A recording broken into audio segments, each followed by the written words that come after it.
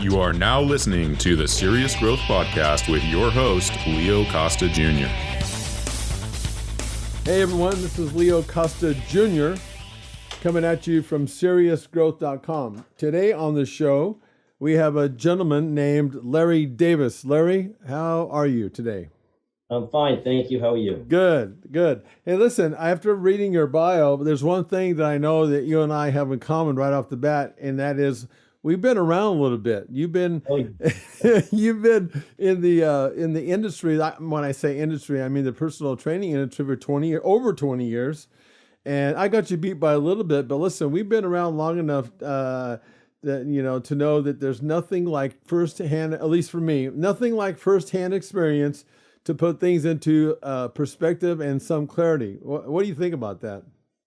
I agree. If you haven't lived it, you can't teach it. It's hard, I mean, it really is. And the thing about it, early in my career, everything was black and white. This is like 4 or 5 years into when I started bodybuilding. I'm absolutely sure how many reps you needed to do and weight that you needed to do to put on muscle. I mean, it was just black and white. And then of course, as I go along and get more experience underneath my belt, I can tell you that there's actually more gray, I think, in a lot of ways than black and white. There are certain things that you can be certain about, but it certainly doesn't apply to everybody, and that's kind of where the gray comes in. But I do think, and maybe you can just correct me if I'm wrong, but when you are around long enough, when you see stuff enough, you can say, wait a minute, that is pretty damn certain that is a certain way, and this is a certain way, but otherwise it's kind of a gray. You have to know your stuff to be able to really pass that on, right? You do. And not everything works for everybody else the way it works for you or one of your other clients. Yeah, exactly.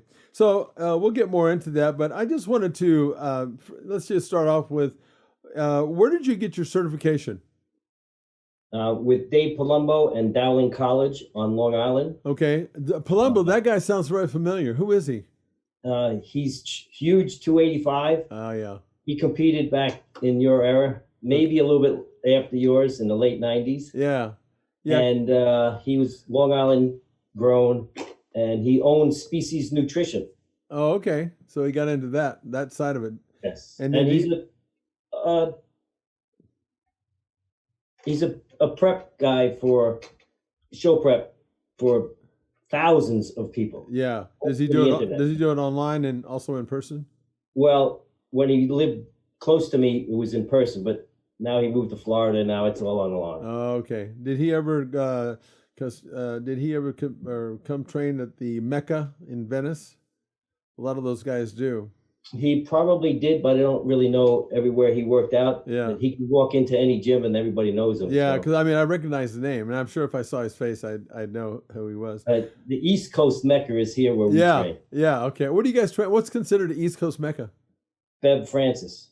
Oh, I know who she is. I remember her when she competed. Yeah, she has a gym in Syosset. Is she still around? Yes. Is she still training? Very much so. Is that right? She trains others. Oh, okay. And was she? And she's a judge, and Yeah. No, she was in fact, she was more muscular than most of the women, if I remember correctly back then. Is that right? More muscular than some of the men. Yeah. I vaguely remember that, but she was. She's a beautiful lady, a wonderful woman, very knowledgeable. Have any questions or concerns? She's always available. Yeah. Sounds like she's good for the sport. She's great for the sport. Yeah. So the certification that you got, was it general or more specific? It was specific to being what works for a trainer in real life. Like in the trenches type stuff. Yes, it wasn't. It was some book training, which we had a couple weekends, and you had to take a test afterwards. I forget how many questions, 120 questions, whatever. You also had to spend time in the gym, and you had to train people, and you got graded on your performance. Yeah, I think that's really important because one of the things, I certify trainers as well, and one of the things when I got certified, it was about knowing how to study for a test, and it was I'm trying to remember the actual name of the certified strength and conditioning specialist, is what the initials were, or the acronyms, or whatever. But I had a study for a test that was going to be given for theory, as well as a test for application. But Yeah. I mean, they were hard tests to get through, but there was no hands-on stuff. And when I left that, I thought, I passed it, but I thought, wow, now I'm considered a personal trainer. And I thought to myself, what the hell's wrong with that? I mean, and so when I came back from that, what I ended up doing is creating a program that was just the opposite of that in many ways. Mine was all hands-on.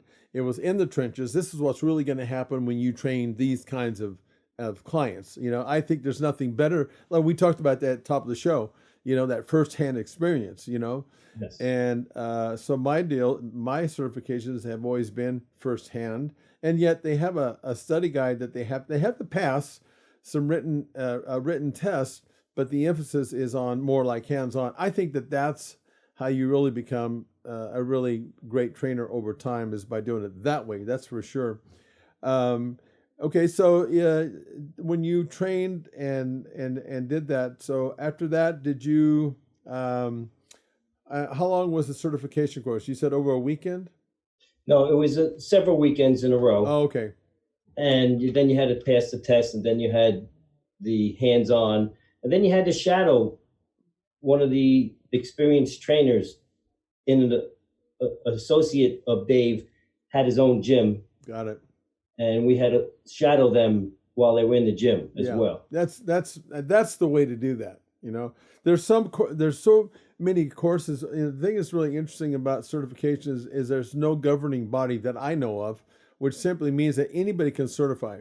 I can certify, you can, Palumbo, and there's a lot of organizations out there, but there's no governing body unless they've changed that, which is kind of scary sometimes with some of the people that are out there getting people certified. It's some of these trainers that I've seen around, because I'm still a member at Gold's Gym, and I'm around gyms quite often, and I see some of the stuff, and then on social media, forget about it.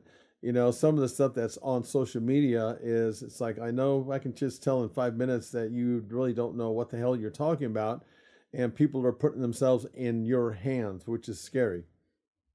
Well, there are some of us that have more experience with hands-on, and some of us who have more experience with science. Yeah. I think I'd rather have a little bit of science and more hands-on. I agree, totally. And in your bio, you said you didn't start lifting until age 50? Correct. I was certified for over 10 years and I never lifted. I trained people, but I never lifted. Unbelievable.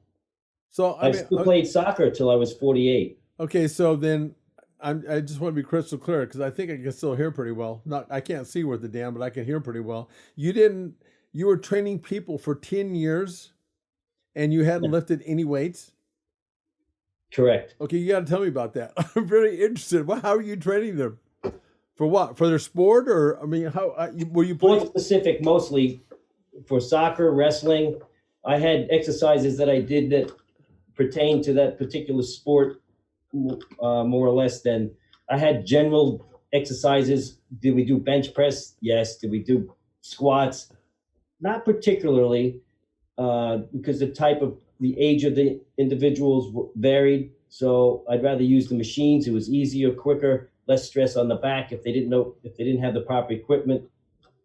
Yeah. So then you had some level, like maybe some high school conditioning where you lifted weights before. You had some knowledge of that. None.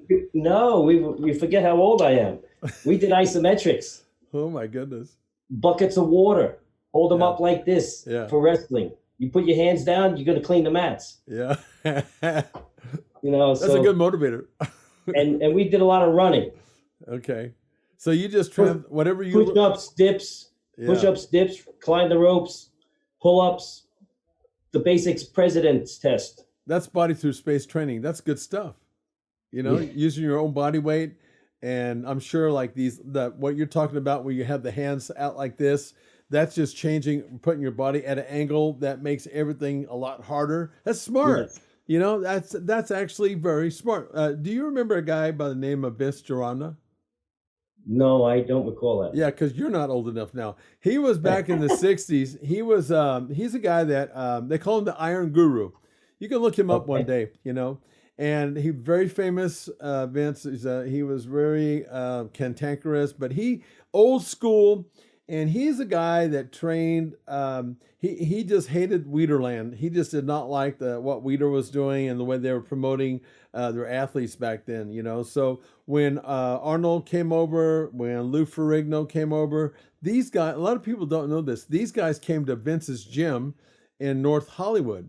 And I was shocked when I went to his gym because I was expecting this really elaborate place. You know, I had just been in the sport now at this point, maybe, or bodybuilding training for about 6 years or something like that, 5 years. And I got to go to Vince's gym. It was just like a piece of crap. I mean, it was low ceiling. It was, I mean, compared to the weights in the weight rooms that I had seen at that point, it was prehistoric, but it was functional. It was old school, you know. This I loved it, and what Vince taught me, and it kind of reminds me of what you're saying, was he said it's about changing the angles and training different angles of the body to create a look. I mean, I think I had never heard of that until I went to Vince's, and Body Through Space. I learned that kind of training from Vince. So it sounds like that's exactly what you were doing. Yeah, we had I was a gymnast also. Okay. So I would have you climb the ropes with no feet. You Yeah. sit in an L, and you just use your hands and you climb up the rope. And Yeah. the rope in the gym could be 30 feet high. And then you got to lower yourself down, no legs. And, Yeah. you know, try doing that with dips and pull-ups, sit-ups. Oh man. Well, listen, one of the things I did know is one of my kids ended up wrestling. I gained a whole new respect for wrestlers. I mean, when I was in high school, and sometimes the football players would go in and we'd watch the wrestlers do their workouts, and just what an amazing workout that they went through. I think that wrestlers are probably in my opinion, I think it's one of the hardest sports in 4 minutes or however many minutes that you actually wrestle, but not to mention all the training that goes up to that. You guys have a mindset that is just astounding to me, you know. They're tough. Oh man, I never want to mess. I mean, once my kid had like some wrestling knowledge, nobody should mess with you, you know, because you know stuff, right? Well, hopefully, if you get in a situation, you could, you know, hold somebody from hitting you. That's basically, you know. Yeah. So it sounds like you fell back on the things that you learned from your gymnastics and your wrestling as far as initially and when you were training other clients. Correct. So what happened? What would you do? Like you were also a boxer, right? I boxed for 2 years. At 48, I stopped playing soccer and I boxed for 2 years. Okay. My So first fight at 50. okay. So when you were training your clients, then because like with me, one of the things that I talk about are the three components when I'm training. I have one personal training studio that I still have. I love it, and I still have that. And so what we're known for is the three components: weight training, cardio, nutrition. Because I know that if you manipulate those three components throughout a program, you have the best chance of getting in the best shape because you're manipulating and controlling the variables, so to speak. So my question, when you were training your people back then before training, how did you address like nutrition, or did you? Well, my knowledge of nutrition has increased over the last 10 years, Yeah. working directly with Dave, as he's my coach, personal coach for my show prep. Okay. So you look at the body, if they're morbidly obese, any type of movement, lessen the food intake, reduce the carbs, reduce some of the protein from, say, 12 ounces if they were eating that much down to 6 ounces. You still have to keep the nutrients coming in. You got the protein, the fats, and the carbs. But I like to reduce carbs and add more fats. Okay. But I guess what I'm asking you then is, because I understand what you're saying, but like when you first started doing personal training before you had lifted a weight, when you were advising your people, maybe I'm not understanding you correctly, but I think I am. Basically, the way you're advising your people was just using some common sense. Correct. Is that right? Do some push aways. Push away from the table. Don't overeat. Everything in moderation. There you go. And then you see how they react to different types of food restrictions. Yeah. And you might add something back in. Yeah. And you know, in my opinion, the truth of the matter is, from all the stuff that I've seen, and as you know, when you are bodybuilding, your body is basically an ongoing experiment in the gym, and that includes also with nutrition. I mean, you try everything because you don't know until you try it, because like you said, not everybody is going to respond the same way. You can put the same training routine that Arnold Schwarzenegger did, but not everybody's going to get the same results. It's just, that's common sense. But one of the things, Larry, that I learned, in my opinion, is that I talk about, listen, I don't care what anybody is saying out there. A calorie is a calorie in the way that it breaks down in your body, because it breaks down from food and it breaks down to energy that produces heat. All the macros that you eat do the very same thing that way. So in that sense, a calorie is a calorie. Now, when you start understanding how to manipulate the macros, the protein, carbs, and fat, now you can make calories more efficient, because, for example, you can eat foods that are high in fat. And for example, if you put fat on a baked potato, that the release of sugar is going to be slower in your bloodstream. So you can make that baked potato, actually it goes from a bad carb to a good carb because of the fat, stuff like that. But it sounds like to me, it's you were just using common sense, which I think common sense goes so far.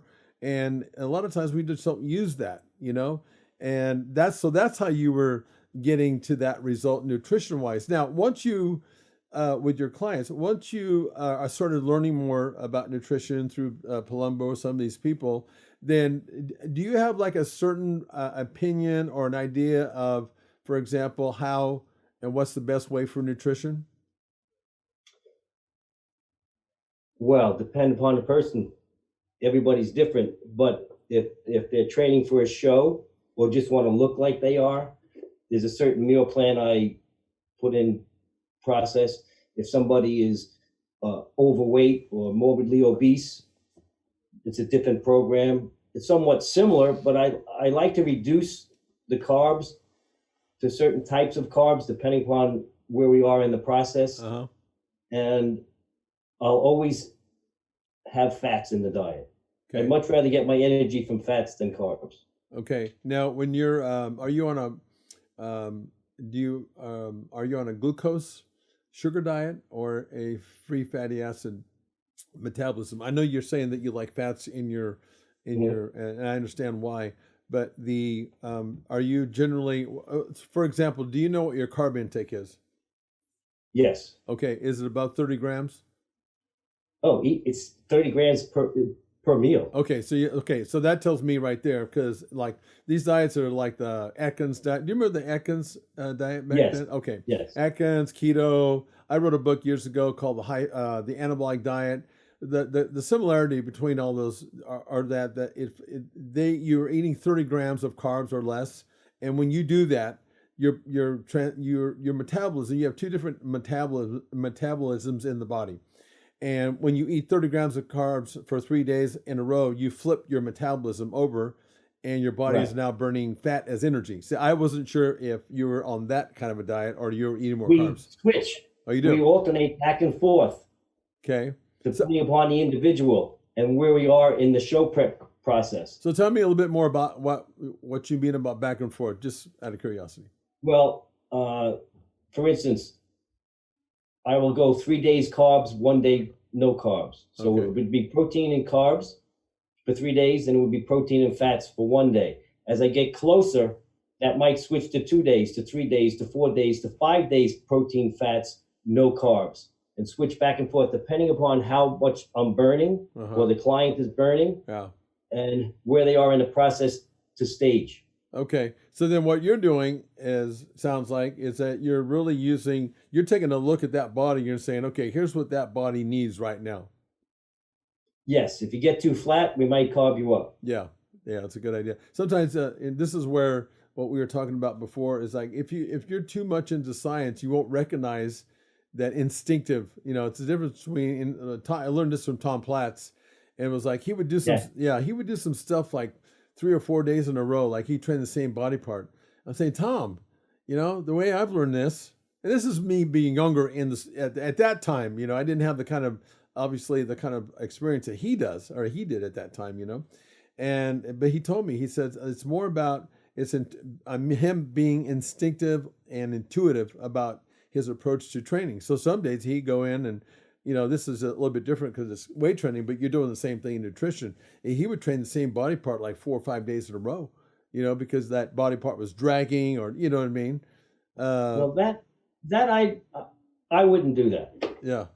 Train the same body part 5 days in a row. I know. And listen, I know, I get that, but how it's unless you're wrestling or you're participating in a sport, you're playing soccer, you have to run every day. You have to do kicks. You have to stretch. You have to do certain things that belong in the game or the sport. That's training the same body. It's your whole body. Yeah. Every day.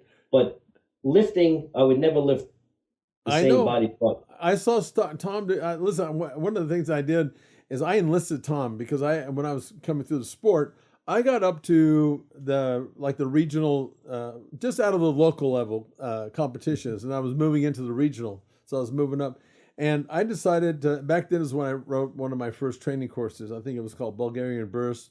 It was the first one. I just don't know when Tom came on board, but it was around the first or second time after I'd written a book. And I decided that I needed to get somebody who knew more than I did, because I was coming into the shows kind of looking about the same. I wasn't going to that next level. And this is when I brought Platz in. And I said, I'm at your mercy. I'll do whatever you tell me. Yeah, if you tell me to knock my head up against the wall 15 times, it's going to put on like an inch on my bicep, I'm there. I'm game, And so I started training with him at Gold's Gym. And Larry, I tell you what, I saw some stuff with Tom, like his loose style training. I mean, I come from a background of and I understood it as we went along, where the form and technique was, you're only as good as your form and technique. But Tom took that to a whole nother level. I don't know if you heard much about the way he used to train. No, I'm not familiar with his. Yeah. And I mean, he would do, reps of 100. It was insane, absolutely insane. And the whole idea behind his training was just to shock the hell out of the body, to get a response. But you're borderline overtraining all the time. But he was smart about it. He went to and again, it worked for Tom. And this is kind of like the point that you're making. Hey, I would never do that. You would never do that. But it goes to show you that he did that, and look at the results he got. There's something to be said for that. There were some times where I would go through several weeks of training process where I would increase the volume of reps as I decreased the weight. For instance, I would start with 5 10s on each side of a barbell, and I would do a flat bench, and I would do 10.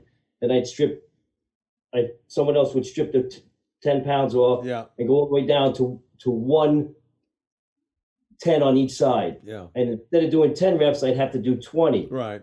Then I'd have them put them back on. So you had to do 50, you'd have to do 100 reps. Yeah. Yeah. You did that in a different way, Right. But I would never do 100 reps with twice as much weight on that thing. I couldn't do it. Yeah. Yeah. So I did it with enough weight where if I struggled to move the weight, I know I wouldn't tear anything, because what's the worst that happens? 20 pounds, 60 pounds falls on my chest and it just sits there. That's not a big deal. Yeah. So what you're talking about is the way I learned this during, weight training and bodybuilding has had lingo over the years, like everything else does. Lingo changes, but what you were doing, it sounds like you were doing ascending or descending sets, descending and ascending sets, essentially. Correct. And one of the things that I ended up learning right away, because I've talked about this before, when I read I had my nose in muscle and fitness magazines back then, all the muscle mags. And, it was almost worse to have your nose in that, because everybody had their own way of training. And what I learned, Larry, once I went to Gold's Gym and was actually around the guys, they weren't really they weren't really training exactly the way they were talking in the magazines, because some of them had their own agendas, like Mincer when he did, Heavy Duty. I don't know if you remember Mike Mincer Yeah. and some of these guys, but they talked about they made it sound like all they did was like that's really, 1 rep max or 1 to 3 reps and very few sets, but really, really heavy. But then when you actually analyzed, and I was there, when you actually got to know the inside of all that, they were actually doing more volume conditioning, which is what you're talking about. You're doing a lot of volume, not as much weight, but you're doing more volume of work instead of doing heavier weight. Is that right? Right. And then I would change it up, because that actually helped me lift the heavier weights. When you get with the heavier weights, you're stuck halfway up. Mm-hmm. So if you get that muscle endurance, that last half of the rep becomes easier once you have that endurance. Yeah. So then the next 8 weeks I would do heavier weights. Yeah. And then each week you try to go up 5 pounds, 2.5 pounds, 5 pounds on each side. Yeah. You try to get 4 to 6 good reps out of it, and then Yeah. But, so let me ask you: did you do it like every 8 weeks, or was it just by feel? I feel I couldn't tell you if it was 6, 8. Whenever I felt like that was enough. Sometimes you just get mentally tired of doing the same thing. Yeah, you're very instinctive. One of the things I learned stuff like not only in the gym, but I wanted to learn how the body worked. The algorithms of how the physiology works. I learned some of this stuff when I was traveling over in Eastern Europe about the 21 days, how your body functions in 21-day cycles when you're talking about regimens. But what you're talking about is your body. You were sensitive and knowing when your body was entering into a plateau, and then at that point, at some point, you would make a slight change. You'd start lifting a heavier weight, and that was actually very smart. What part of the problem with CrossFitters is that they change way too soon. Not realizing that what's really adapting at that point is the mind, is the brain, because the brain is not a muscle, it's an organ, but it acts like a muscle. So too many of these, and I'm not saying that CrossFitters aren't, that's a huge sport.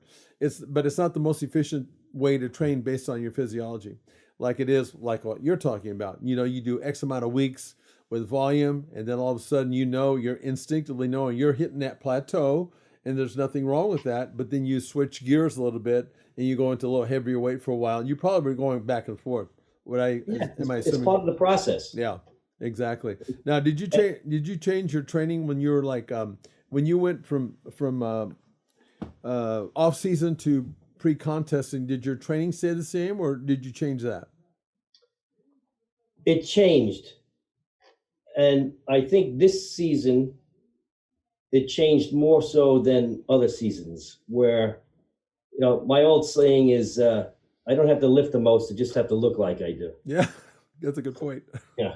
So that's what I tell all the young kids who would sit there and try to lift up the heavy weights. Right. But this season, show season, I actually backed off further from stage date than normally.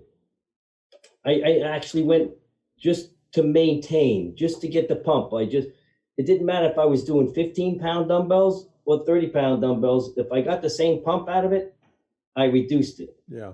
Just to make sure of no injury. Yeah. Which normally I would have full gun all the way in. Yeah. But this year, I said, I don't want to take a chance of an injury. Maybe I got into my own head a little. Yeah. But I think what you did was smart, Larry. Absolutely 100% smart. And you made a comment earlier on. Hey, listen, you're competing in a bodybuilding competition, not a strength competition. So what you said made perfect sense. It's not like, I don't want to lift, I just have to look like I lift a little weight. But you're not being judged on how strong you are up there, for goodness sake. No. At this point, I really don't even consider myself a bodybuilder. Uh-huh. I'm a body sculptor. Oh, okay. Because I really I may not have the biggest set of muscles, but you can see them all. Yeah. And that's really what the goal is in the masters divisions of the competitions now. Yeah. No, I like that, because I think I've always thought that body sculpting, bodybuilding, whatever you want to call that, I think it's a creative act. And you're basically, we take a look at our body as at least I'll speak for myself. I took a look at my body as a piece of clay, and then I wanted to mold it in a certain way, you know. So, but I understand and the beauty of this is you have control of that to a great degree as far as how you want to look. There's different. I came in looking different and different. I couldn't change my body type, but I could change nuances in the way that I put like some muscle on the shoulders because I was wide waisted, so to create that V, like that's sculpting. I'm wide waisted. I'd be a perfect person to carry a baby. I got big hips. Yeah. And a short man, it doesn't look good on the bodybuilding stage. Absolutely. And it's great for boxing and it's great for soccer because you can protect the ball or you can protect your body. Yeah. But on a bodybuilding stage, from playing soccer, my legs are big from front to back. Right. Very little sweep. Yeah. So if you're starting to lift at 50 years old, very difficult to build a sweep. Yeah. That's for sure. But what if I don't have the size, if I have the conditioning, that's going to bring me up a level. Yeah, exactly. I like your approach. I think it's very, very, I totally agree with you. Speaking of fighting, I'm going to talk about your boxing a little bit. Okay. And do you remember the actual fight that you won? And so first, let me ask you that. Did you actually remember the fight that you won? Yes. Okay. Because I don't know about you, but when I first competed, my very first show, I practiced my routine because back then, and it's a little bit different now from what I've seen. Back then, you had an hour and a half. Listen to me, a minute and a half on stage, and you choreograph for your routine. Right? Yes. So now it's a minute.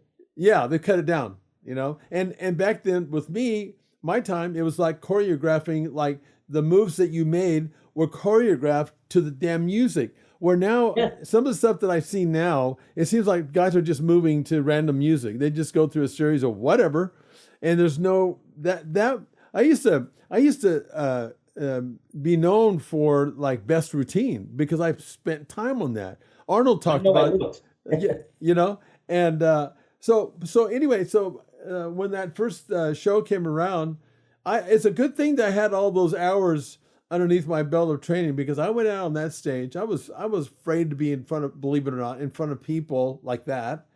And here I am on stage, and I went through this whole routine, Larry, and I came off stage and I didn't remember a damn move that I made, and yet I had a really great routine. So that's why I'm asking you, did you remember that?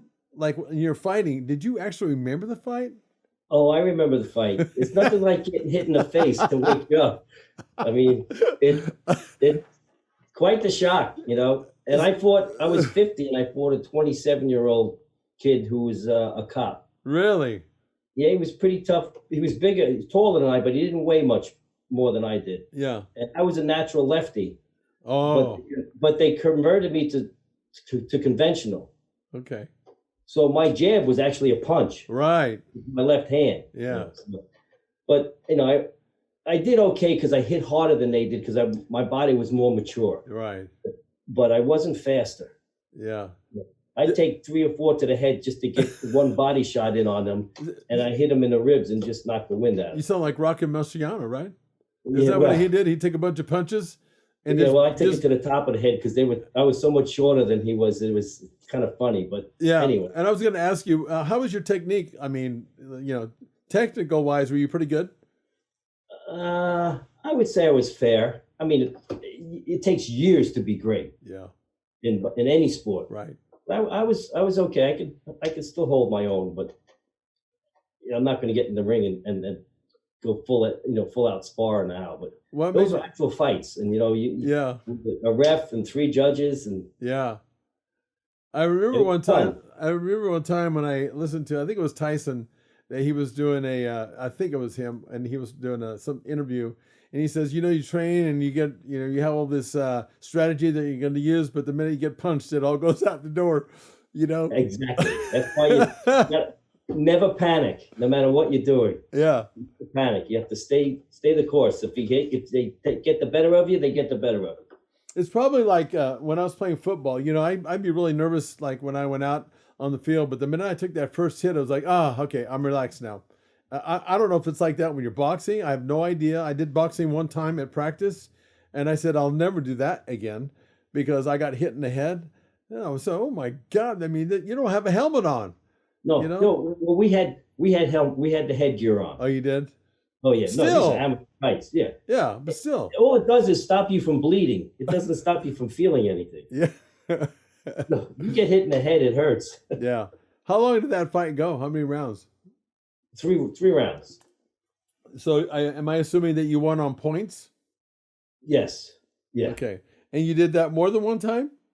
I had 2 fights, won both of them. And then I said, that's, after the 2 years, I said, that's enough. Yeah. You were just curious. Like, it sounds like. Yeah, I was curious. And you know what? I got down to where my blood pressure was in better shape. I was leaner. I was 140 pounds. Yeah. I mean, that's little. Yeah. But I said, let me try this. I started seeing that they were having these bodybuilding shows. I really didn't know much about it. I mean, I was intrigued by it in the 70s and the 80s when I was in college. I mentioned to you I had done my first show in 1977. Right. I was a walk-on. I didn't even train. I never lifted a weight. That cracks me up. I know. I just walked. They said, the guy down the hall from me said, Larry, you should do this show. I said, what show? He said, well, we have the bodybuilding show at the end of the year at our campus. Yeah. And there was no weight class. Nothing. Everybody just all together. Everybody on stage. I took second overall, and I got best legs. Oh my goodness, that ain't bad for somebody just walking on, I guess. Well, you could have seen the guy that won. He was about 210 pounds. He played football. He was a running back. He was tremendous. I was in awe of him. Yeah. That's funny. But how did you learn how to? I mean, I'm assuming that you guys had to hit some mandatory poses. Well, the director of the dorm, I don't recall his name now, was an Asian guy who used to be a bodybuilder. So he said, this guy introduced me to him and said, why don't you let me show you the poses? So he went through the poses, and then I just, you show your legs, you show your leg, you do a bicep pose, you do the old Superman pose, you do a back bicep, I don't even think I did a side chest, but I don't, you know what? They didn't really have us do all those mandatories against one another.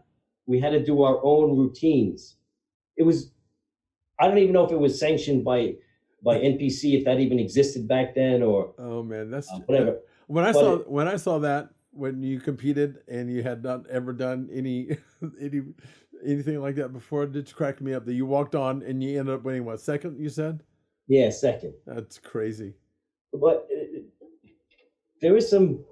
I was conditioned. There was nobody will ever beat me on conditioning. Yeah. I'm just saying, though, from what I know of, it's really important in the way you probably know that now that you've got more underneath your belt, but it's very important the way you stand on stage, to minimize. It's all presentation, no matter where you go, in business, in pleasure, sports. Right. The way you present yourself, that's the way people are going to see you. And I guess if you just had nothing but confidence and didn't know how to pose, I mean, that would go a long ways too. But I know from being up on stage, and even with Arnold, he had weak points, but he understood how to stand to minimize those weak points while accentuating the strong points. I hardly can believe that, because you had no training in that None. You probably just stood up there and just say, here you go, right here.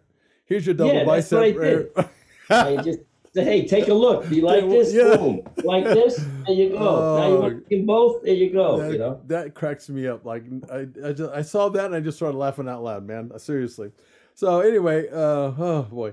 So what intrigued you to bodybuilding, body sculpting? Tell me what actually, now you got into boxing, you did these other things, but what made you want to get into this sport now? Well, I always liked it.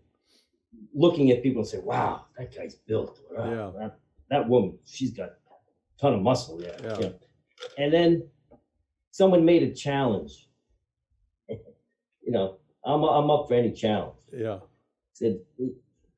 I said, oh, I like, in a conversation, I like bodybuilding to a coach or something. He says, no, you don't have the bodybuilding type. What do you mean I don't have the bodybuilding type body? What do you mean? Anybody can have it. Yeah. Little did I know, I didn't have the bodybuilding type. Yeah. So I had to go out and build it. Yeah. It took years to have my shoulders wider than my waist. Yeah. Because, any type of participation in sports was the boxing was always like this. My obliques were so large, it almost looked funny. Yeah. Because you took so many shots to the obliques that was the way to adapt it to that, right? Yeah, I exposed them because, hey, go ahead, hit me in the stomach. Yeah. I don't care. And that was your body as adaptation that said, here's some big ass abs. And it took, like I said, it took years. And the first couple of years of bodybuilding, I did fairly well because of conditioning. And when I say fairly well, at 51, I did my first show. I did train for that. I worked with Dave Palumbo when we had the keto diet, the old keto diet, for 20 weeks. Yeah. And I went from, high 160, 170, overweight. And I went on stage at 141 to 142. I forget exactly what it was. But I sent you a picture of that. I saw that, yeah. And I don't know what my body fat was because we didn't take it at that time, but I'm telling you, it was below 5%. And anybody tells you, 5% is easy. Oh. Let me see you at 5%. Exactly. Who can do it. But I could never get that lean again now. Yeah. I have too much muscle mass to. That's right. And that's what the difference is. These guys were talking back then, I'd read, they said, oh yeah, I got down to 2%. Bullshit. That's, you're lying. Number one, you didn't get down to 2%. And it really didn't matter as much as the difference between muscle and fat ratio. A guy that's weighing 250 or 280 on stage can be at 6 or 7% body fat, and he's going to be ripped to shreds just because the muscle to fat ratio. That's what you're talking about. Right. Now, they wrote me up after that show in a little newspaper, best conditioned, least muscle. Really? Yeah. Well, I was the smallest on stage. Yeah. Oh, yeah. You should have seen it when they had the winners of each category up for overall. Yeah. You got the heavyweights and the super heavyweights weighing 230, 240 pounds, and I weigh 142. Yeah, right. By the way, you can be on stage with them. Yeah, 100 pounds difference there. You just can't compete with them. So, of course, you don't win the overall, but I won my class. Yeah. And then it took me 10 years to actually gain about 28 to 30 pounds on stage. Yeah. Net weight. So you're doing, maybe on average, let's just call it three pounds a year. To gain 3 pounds a year, the old fashioned way, without any enhancements, is hard. Yeah. But then I learned how to eat. That's right. So I participated. I did a show when I was 51. Then I did a couple shows when I was 52. Then I took 2 years off. Then I did shows 54, 55. When the weight class changed from 35 to 45 to 55 in the masters classes, when I turned 55, I said, I'm going to go compete now against people my own age. Yeah. And then they changed it. That year, they changed it 35, 40, 50, 60.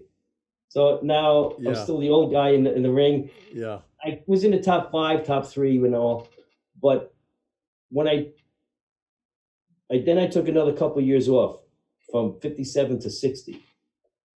I competed as a 60-year-old because then I said, well, now I know it's 60 and over. Yeah. And I took, I went to the national stage instead of the, regionals. I won the regionals and I went to national stage. There's a big difference between local shows, regional shows, and national shows. Oh, yeah. You don't realize until you get on stage and you look and say, whoa, where did these guys come from? Yeah, no, that's true. What planet are they from? And I did well. I'm nationally ranked. I was in the top 2 or 3 for the last couple of years. And then I went, this year, I did the North Americans, which is U.S., Canada, and Mexico. Where did they hold that? Pittsburgh. Yeah, I competed in Pittsburgh, and I was going to ask you, were you actually competed at the Nationals? Was it also in Pittsburgh? Yes, Masters Nationals. Yeah, I competed in that show that you did, a Masters when I was 56. I competed that. What I was really But that was 3 years ago. No, man, I'm 64. You're 64? I'm an old son of a gun. Oh, I thought you were 59, according to my. Oh, okay. No. So, that's a long time ago. I was going to say, gee, we would have been on the stage together. Exactly. No, when I took a 13-year layoff. Oh, that's terrific. Yeah, and then I was just I always have a reason for doing stuff, and like you, I like the challenge. I wanted to find out if muscle really did have memory, because we as a bodybuilder, we just believed it in just blind faith, if nothing else. Connect the mind to the muscle. We believed in that. Right. And muscle has memory, all that good stuff. Well, I was curious.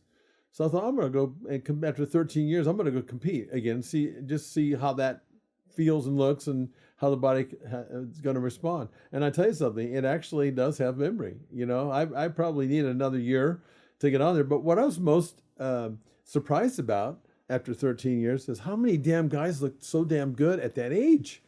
Oh yeah, nowadays. Holy! I used to think that people in their 40s looked old when I was younger. Yeah. And they probably did.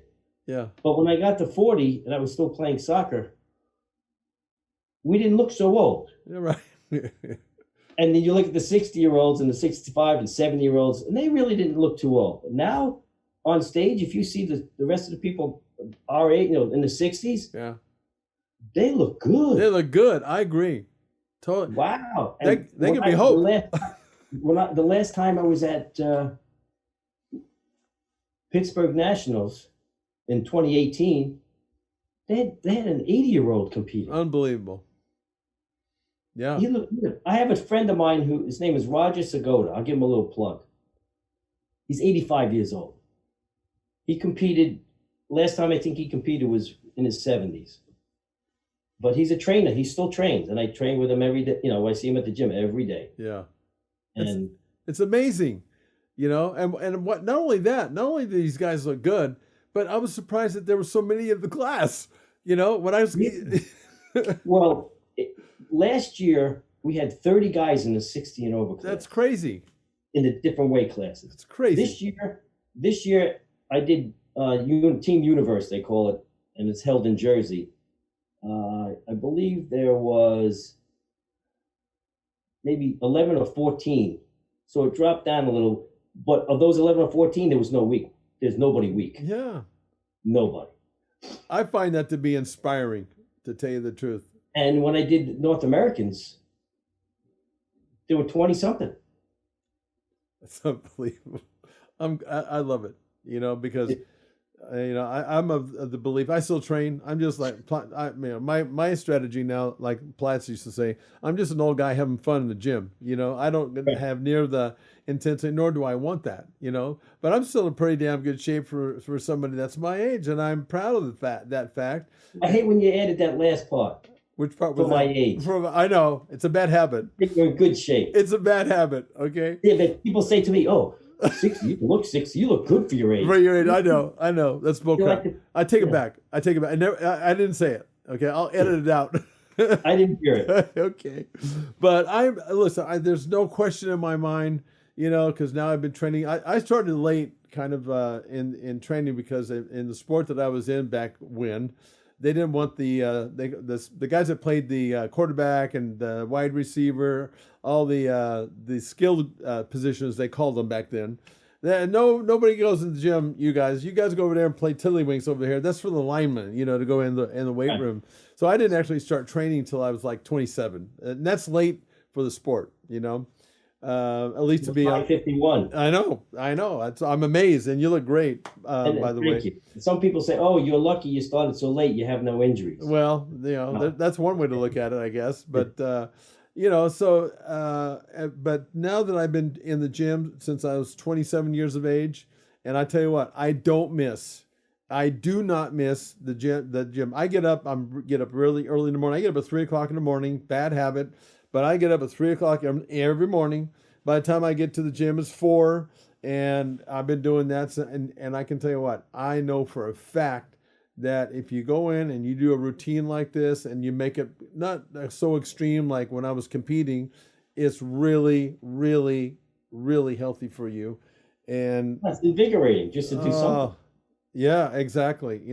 And I would never do anything different like that. And as a personal trainer, I've trained so many people over the years, and and they all get benefit from it if it's done right. And even like pregnant women, they're on a program now, whereas before it was, they did, you weren't supposed to be near that, and go home and stay and come Put back. your feet up and sit in bed. Yeah, come back 4 or 5 or maybe 2 weeks later. But it's amazing what conditioning like that can do for not only your just physical health, but your emotional health. And I wouldn't trade it for anything. Let me ask you. Okay, so you've been a personal trainer for over 20 years. Now, here's a stat that maybe you know about.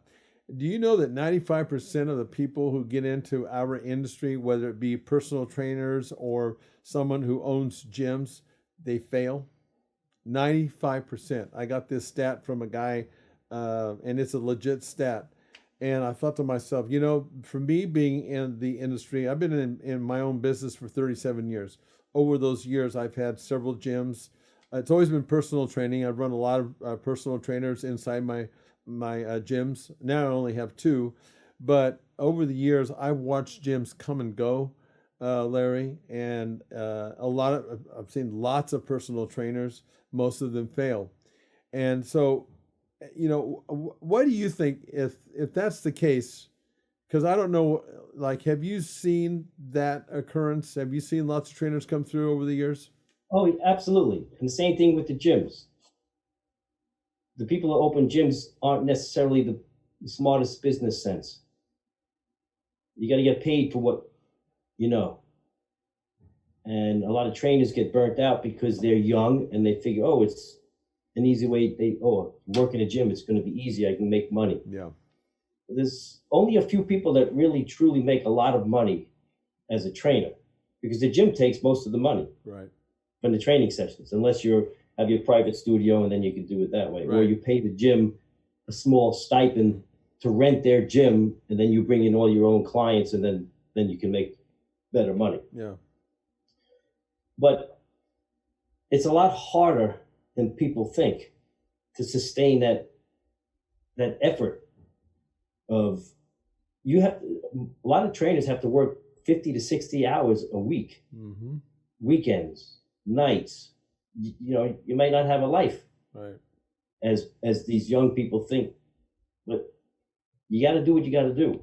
Exactly. To be successful in life. And just because you may have failed at that effort at that particular time, it's really not a failure unless you didn't learn anything. Right. If you learned something from it, that's really, to me, it's just it's a success in story instead of a failure. Yeah. So you realize, that's really it's not for me. Right. Or I didn't really help as many people as I thought it was going to help. Yeah. And why did you get into that field to begin with? Right. As far as gyms closing, sometimes they cannibalize themselves by offering discounts and more discounts for people to join. Yeah. And then if you have to wait to get on a machine, how frustrating is that? Exactly. Especially nowadays when all you see is this. Yo, man, drives me nuts.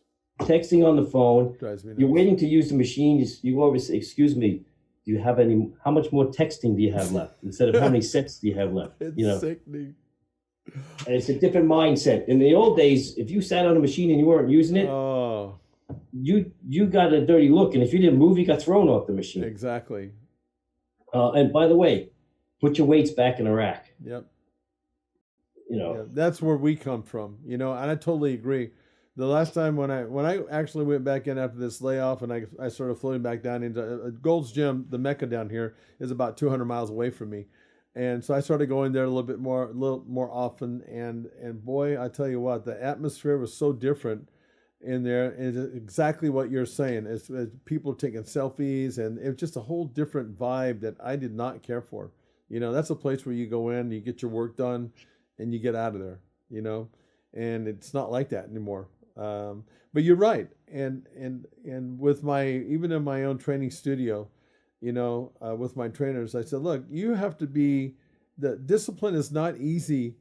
It just doesn't come naturally. I don't think it's something that you have to learn how to do to be able to, once you get past that honeymoon and you've got a lot of clients that you're working with, to have the discipline to go in each time and give up yourself, because that's exactly what you're doing. You're giving up your knowledge and your enthusiasm and your coaching and your this, that, and the other for that client to get to help for them to achieve a better version of themselves.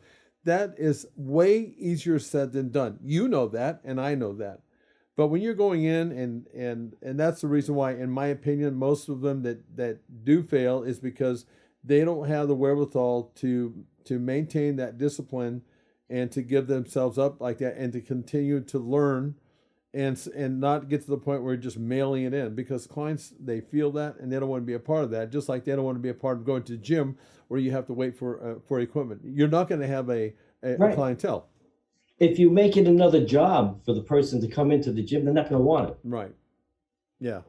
So I have it a little easier than some of the younger guys that need to put food on the table doing this. I'm retired. I was in the brokerage industry for 36 years. So I have that pleasure of saying to people, no, I don't want to train you. Beautiful. And it actually makes them want you even more. That's right. That's why I hate being a salesman, but it's a beautiful technique. It really is. They want to use it. Our gym that I'm affiliated with, a small local gym, they'll give a free session to a new member. So the trainers do this, and you don't get paid for that. You Right. just give a free session in the hopes of maybe they'll sign on with you for future sessions. Yeah. So right away, the people, they want to know what the prices are. I said, well, first let's see if this is for you. Let's see if the gym is for you. Let's Yeah. see if my style is for you. Before I give you a price, I have to know if we're compatible. Right. And I say to them, quite frankly, by the questions you're asking, you're not the type of client I usually take. That makes me want you more right there. A lot of times. So Yeah. I would say to them, no, you have to be accountable. I'll tell you what, you want to lose weight? Okay, I tell you what, here's your free session. Don't sign up with me because I'm not going to sign you up. Go do this. No bread, no alcohol for 3 weeks. Come back and give me your weight. Let me see how you did. Yeah. I like that. They got And they'll say, well, wait a minute. Oh, I have 3 kids. I have to have a cup of wine every night, or Yeah. 2 beers on the train, or 3 beers. And I said, well, then you're not for me. right. If you don't have the discipline to change, and I usually tell them, how's that working for you? You like what you see? You like how you feel? What's the doctor say? Oh, you haven't been into the doctor for 4 years? I won't train you until you get a physical. Right. No, I like that. And So- and basically what you're saying is, look, you stand for something, Larry. Right. I don't want to train you and then you don't succeed to where I think it's a success. Yeah. And you just tell people, oh, I had him as a trainer. Didn't do anything for me. Yeah, right. Exactly. That's right. Well, that's because you didn't Right. follow the procedures and the protocol, and you weren't accountable not to me, you weren't accountable to yourself. Right. So And when I, that's the way I handle it. well, yeah, and the same thing with me when I'm in the consultation. Essentially, what you're doing is a consultation. You're fact finding, and you're laying in that little moment, you're letting that person know, look, this is what I expect. This is what you need to do. I want you to be this many hours a week. Can you do that? If you can't do that, then you need to go to the gym over there that's across the street, because this is what I need from you in order for you to get some of the goals that you're asking for. So, you and I are the same that way. And you know what? And you're exactly right. That's when and if you take that mindset like you have and stand for something, then you're going to always have a clientele, because they're going to know that you are in this thing with them, but they have to be a part of that damn program. It just doesn't happen. Right. Now, there's another part of what I do is I do meal plans for people. Now, I'm not a nutritionist, but I know what works and doesn't work. And I can usually figure out the combination of the carbs, protein, and fats, along with low intensity cardio for the most part to burn the fat, and some weight training. And those are the three parts that I use to help somebody maintain a healthy lifestyle or become healthier. Yeah. And I charge for my meal plans. That's what I do mostly.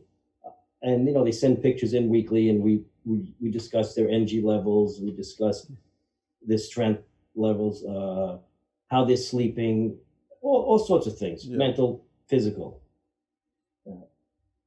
But if I see you in the gym and you're doing your cardio and I'm training you with weights, but nothing's changing, it has to be what you're putting inside. Yeah, exactly. And how do you know are you cheated? You had to cheat. Yeah. You cheated. I don't have to be there to see you, to watch you, because I'm looking at you. It's obvious. It's reach. You haven't lost. You've gained 3 pounds. Yeah. Or whatever the case may be. I'm making a story. No, I know what you're saying. Exactly the same. Because people do that, and they want to blame everything but themselves. Oh, I've tried everything, Oh, yeah. Oh, I'm sorry. They took out cookies at work. So I had a whole bag. Well, you couldn't stop after 2? But they were healthy. Yeah. So they ate the whole bag. This I put peanut butter on it. Yeah, but they were healthy.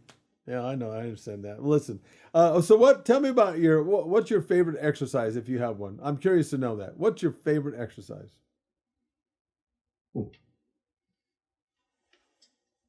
I would say walking.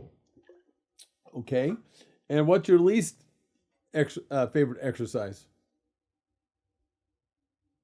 Least favorite exercise?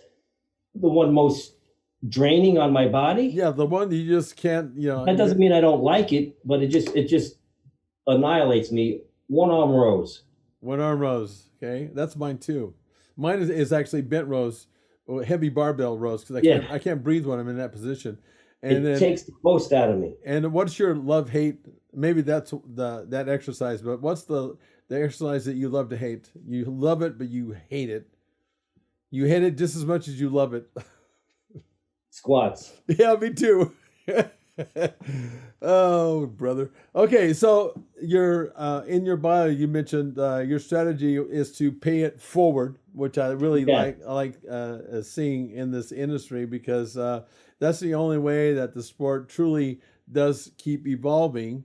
But you have to be willing to, me and the people that are making this sport move and evolve, that you got to be willing to stay hungry, as that movie that Arnold did that one year, Stay Hungry. But that's kind of true. You have to be willing to be enthusiastic about it and to share that with somebody else, because that was my whole thing to get into my personal training business, was to share my knowledge and my experience with my clientele to make them a better version of themselves.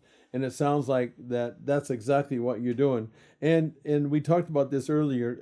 I don't see this in gyms anymore like I used to. And I think part of it is social media. I think the social media culture I think it's okay, but I think the industry has become an industry of voyeurs, followers, and the misinformed to a degree. And I'm only saying that not only from what I've seen in the gym, but I take a look at, I go online to Google the news, and they have all kinds of these personal trainers, so-called experts that come on, and they have their own ideas about whatever it may be, nutrition or whatever. And something, Larry, I can tell in 3 sentences that they don't know what the hell they're really talking about. I can just tell by the way it's either that or the person that, the editor, they messed up. There's just too much misinformation out there. And so true information is lacking, in my opinion. And it needs people like you and I in the industry. And I'm always searching out for people such as yourself. I like your energy.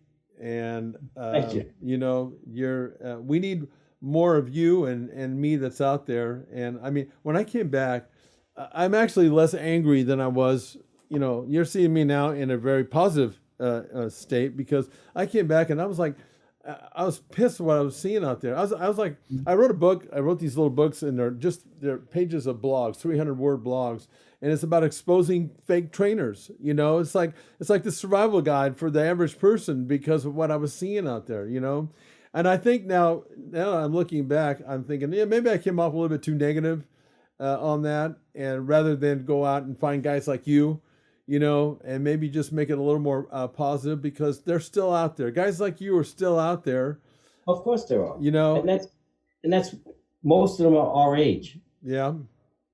And that's what you have to find. You know, I like when I was in business, I used to have the same theories that I have now. It's learn something, teach something every day. Yeah. I like that. That's simple to the point. It's exactly. And you don't take a gun to the knife fight, all those other stupid little things I just have written on my board. Yeah. But the moral of the story is it doesn't matter how old you are, you can still learn something from somebody else, no matter if they're older or younger than you. Yeah. I'm sure you're familiar with some of these names. I'll just yell them out. George Peterson. Yes. Arash Rabar, Sadiq Hadzavic. Yep. Juan Diesel Morel. These are guys I see every day in the gym. Yeah. These are professionals. These are guys from the Olympia stage. These are the best of the best in the world. Yeah. And they're all 20 years or 30 years younger than I am. Yeah. But some of their techniques, some of their ideas for exercises, some of the protocol for meal planning, I like to be a sponge. Yep. Now, these guys will share their information with you. You just have to be smart enough to listen. Right. And as long as you're a good listener, you'll learn. You bet. And that's what we're here to. So if I learn something, I like to find someone else who will also listen. Right. And share that with them. Now it's their job to take it, see if it works, maybe make a change for themselves, and then teach somebody else that information. Exactly. That's how we all get better. If I help one person, that's what matters. Nope, I agree. Because, you know, it's like one step at a time, and it accumulates, and all of a sudden you've got a whole bunch of people now that you've impacted, you know. And that's one of the things I think has surprised me the most in being in again, I've had these studios for 37 years, and I've trained thousands of people, and I didn't realize really to the extent how much my information really did impact certain people. And I'm humbled by that. And I've never forgotten that. You know, when somebody tells you that you saved their life, I mean, I'm thinking, oh, you gotta be kidding me, right? But they really mean that. It's like, you know, I take my personal training serious. And when I work with people, and I think too many people take it as just a side job, and you know, they're just trying to get by. Yes, and passing time. Yeah, right. Yeah, and I don't, man. I take it very serious because I've seen what it can do to transform people, and I'm blown away by it, and I'll never forget that. And that's why I don't take on too many clients, because I want to be able to give them that utmost attention that they deserve. Yep. If they're paying me, then I have to be accountable to them to make sure that I'm not just blowing them off because I have another client who may be paying more, maybe paying less. It doesn't matter. It doesn't matter. When I do show preps, I only do half a dozen people at a time because they may be doing the same show. Yeah. You can't do that. No. You can't have, I'm not that good where I can have 30, 40 people and train them for a show, and they're all getting on stage within 30 days of each other. Yeah. That's a tough one.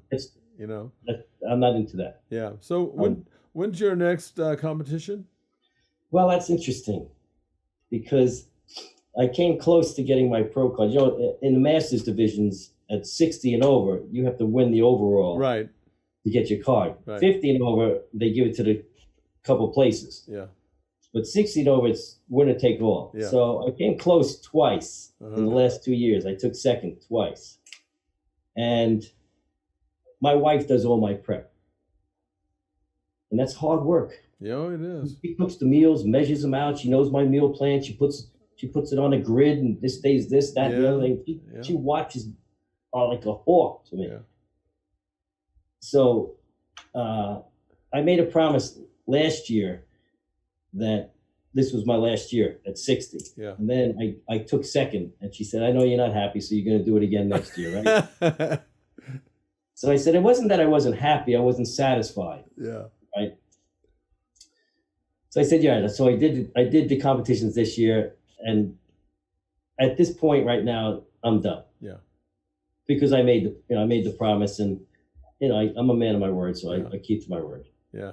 Well, listen. But I'll help prepare others, which I do. Yeah. And I'll live vicariously through them. Why not? But whether or not I get my pro card, it's a little disappointing to me. I would have liked to have had it. Maybe those call letters, IFBB, looks better on your Instagram. Yeah.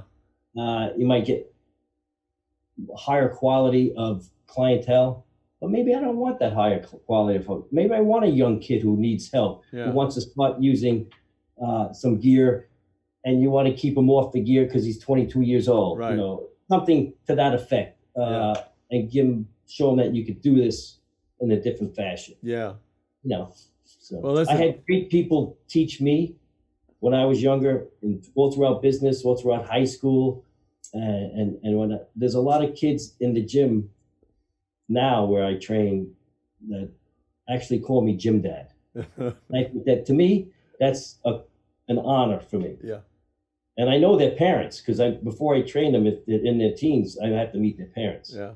Especially if they're young ladies. I make the father come in and say, "Here, when your daughter's in this gym, she becomes my daughter. She's protected. Don't worry about that." Yeah. And I want you to know who's training with her, dealing with her day to day, listening to her problems, coaching them through some of the young problems. I don't know if you have any children. Yeah, too. You know that they talk better to others than they talk to you. Of course. So my son would talk better to you, right. and maybe your son would talk better to me and listen, right? So that's what I become. Yeah. I'm a mentor, and I love it. Let me tell you something. I'm hugely inspired by you, and I mean that. Because it's hardly do you come across people that are really this authentic, and I really do mean that, Larry. And I'm happy for you, and I think that you're exactly where you need to be. And yeah, I know what you mean, because I wanted to get my pro card too, and I didn't. But you know what? You're impacting people in so many ways that goes way beyond that pro card. And there's a lot. Somebody just told me this year. They said to me, "You don't need your pro card to be considered a pro." That's right. I agree totally. And that made me feel pretty good. I agree. And you're competitive. I'm competitive. It's like, yeah, but I still wanted that damn thing. Oh, yeah, I still do. Hanging on the wall there. So I get that. But no, you're really great for the industry, and I'm really glad that you decided to come on my show. I'm honored, and it was my privilege. I loved it. I think it's great. Hey, listen, whenever I get up in your area, don't be shocked if I give you a little buzz. Yeah. Yeah, absolutely. You can take me to Jersey or something, give me a meal or something I can eat. Oh, anytime. And you can you tell your viewers, whatever, at Mr. 60 on Instagram. Yeah, I saw that. Okay. I don't post much. Yeah. And it's not always pertaining to the industry. Yeah. For instance, I'll give you a quick example before we go. On, they call it Flex Friday. Yeah. Yeah. I posted a picture of my grandson, so I flexed my heart muscle, I said. Oh, that's cool. Yeah. You know what I mean?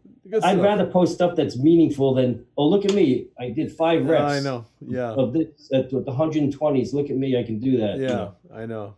That doesn't mean much to me, except if I come up with some type of theory, I'd rather post that or say, here's my progress from here to here. Or here's one of my clients who lost 107 pounds in 9 months. Yeah. Gotcha. Yeah. Anyway, good talking to you. And my pleasure. Hey, listen, maybe we can do this again one day. Absolutely. All right, man. You take care of yourself on the East Coast. Yep. Okay. Be well.